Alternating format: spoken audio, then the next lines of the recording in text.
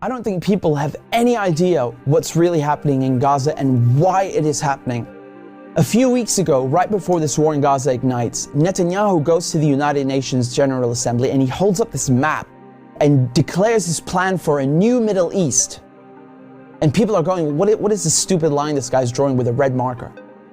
What it is an economic corridor that stretches all the way from India to the United Arab Emirates, into Saudi Arabia, into Jordan, Israel, and then finally to the entire European continent. I mean, the United States at this point, seeing their influence starting to fade, seeing the relevance of the dollar recede after they stole $300 billion from Russia. You have all these spooks in Washington and Tel Aviv, running around desperately trying to counter BRICS and counter China's new Silk Road.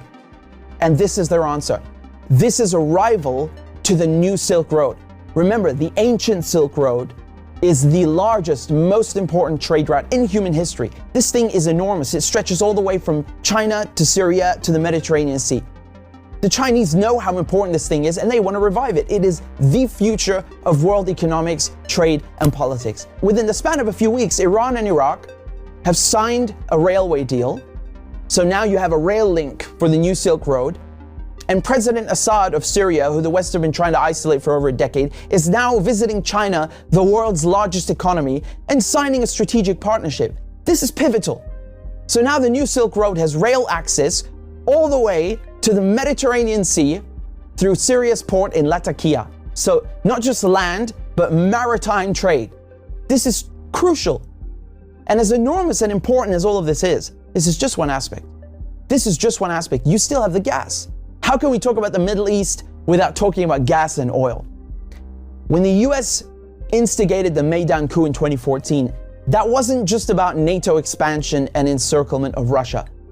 This was about surrounding, controlling, and cutting off Russian gas to Europe. Russia is the country with the largest proven reserves of natural gas. Control Ukraine, and you control the pipelines that feed and supply Russian gas to Europe. For decades, you've had US politicians, Republican and Democrat, from every administration, openly saying on camera, we don't want Nord Stream. There will be no longer a Nord Stream 2. We will bring an end to it. You want to have pipelines that don't go through Ukraine and Russia. For years, we've tried to get the Europeans to be interested in different pipeline routes. It's time to do that. You want to depend more on the North American energy platform, the tremendous bounty of oil and gas that we're finding in North America. Lo and behold, Nord Stream 1 and 2 are blown up. I mean, this is without question the most egregious, the largest terrorist attack on European infrastructure in modern history. There are only 3 countries on this planet that can pull this off. They are Russia, Britain, and the United States. And let me tell you, it was not Russia. You combine that with the sanction packages from the European Union, banning Russian oil and gas. I mean, talk about shooting yourself in the foot. So now there's no more Russian gas coming into Europe. And just like that, the United States have achieved a long-standing foreign policy objective. Now, the only other country with enormous gas reserves, the second largest in the world, is Iran. Iran signed the nuclear deal in 2015 and 2016. They're complying in every way imaginable. The IAEA at the UN cannot be happier. And then the United States, the guys who orchestrated the whole deal, go back on their word and they rip it up just like that and reimpose sanctions on Iran. So now Iran is barred from selling its oil and gas to Europe and others. So Russia and Iran, the 2 countries with the largest gas reserves, are out of the picture. Then Israel, all of a sudden, proposed themselves as a solution to the European Union's gas shortages. Take our trilateral energy, for example, that we closed in June with Egypt and Israel. It has played an important role in our strategy to get rid of the Russian fossil fuels. How convenient. How convenient.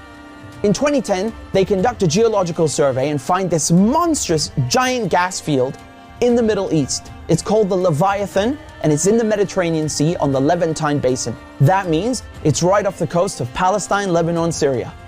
Syria initially declines offers over its gas reserves and simultaneously refuses to lay pipes for a Qatari gas project. What a coincidence! Barely a year later, war breaks out in Syria. And who's funding it? Qatar and Israel and the United States are just some of the parties funding and running this war to overthrow the government in Damascus. Today, the United States control 1/3 of Syria. They control all of Syria's oil fields, and Israel is bombing Syria's most vital port, Latakia, on a regular basis. So they're cutting off all the oil revenue and destroying, crippling any maritime activity, such as trade, such as gas exploration. Another major port on the Levantine coast is in Beirut, which mysteriously explodes in 2020. And so Israel, proposing itself as a solution to Europe's gas shortages, shows up with an FPSO, this enormous gas extraction vessel, and tries stealing gas from Lebanon's Karish gas field. And, this reignites a huge maritime border dispute. And Israel has to go and beg the United States to solve this diplomatically, because Hezbollah said, if you steal 1 cubic inch of our gas, we will fire our missiles on your ship. Now we come to Gaza. Gaza also has its own unexplored gas field. Gaza is also a concentration camp run by the Israelis, and it's been under siege by Egypt and Israel under naval blockade since 2007. I mean, you can't even fish properly, let alone extract gas. And so now, the Lebanese, the Syrian, the Palestinian ports, they're all out of action, and the only working port left in the coast is the Israeli port on Haifa. I mean, how convenient. This makes Israel the only one able to explore gas and implement an economic corridor like the one that Netanyahu held up at the UN. So in other words, Israel and the United States together killed off all the competition, stole their goods, and cornered the market. But as winter is approaching, Israel desperately needs to get that gas for Europe. But there's no stability. There can never be stability in the region without solving the Palestinian question. And so when Netanyahu shows up at the UN with his brilliant plan, the Israelis thought, oh, it's a done deal. They'll just get Saudi Arabia to normalize ties and thereby extinguish the Palestinian issue once and for all. And that is precisely why they are in Gaza slaughtering Palestinians like crazy, like they're in berserker mode. Israel has bombed Gaza before, but this surpasses anything we've ever seen, which is truly saying something. I mean, this is unhinged, calling people human animals and massacring them. Israel is just hoping the Palestinians will run away in fear into the desert. They've literally said this. They want to put them in the desert. They want people in Gaza to go to the Sinai desert and push the people in the West Bank into Jordan. This is genocide and ethnic cleansing without question. But it also has economic and geopolitical implications. Hamas and the collective resistance, when they found out about Israel's plan and Saudi Arabia's wishes to normalize ties with Israel, which would destroy any hope of a Palestinian state, this forced their hand. It became clear they needed to act and respond immediately, lest Palestine be lost forever. For Palestinians, this is and always has been a matter of life and death, to be or not to be. Either the resistance axis and the global south expel the American and Israeli colonizers from the Middle East, or Israel and the United States will continue occupying the region, choking off the new Silk Road, plundering Syria's oil, and keeping Russian, Iranian, and Arab gas cut off from the world market.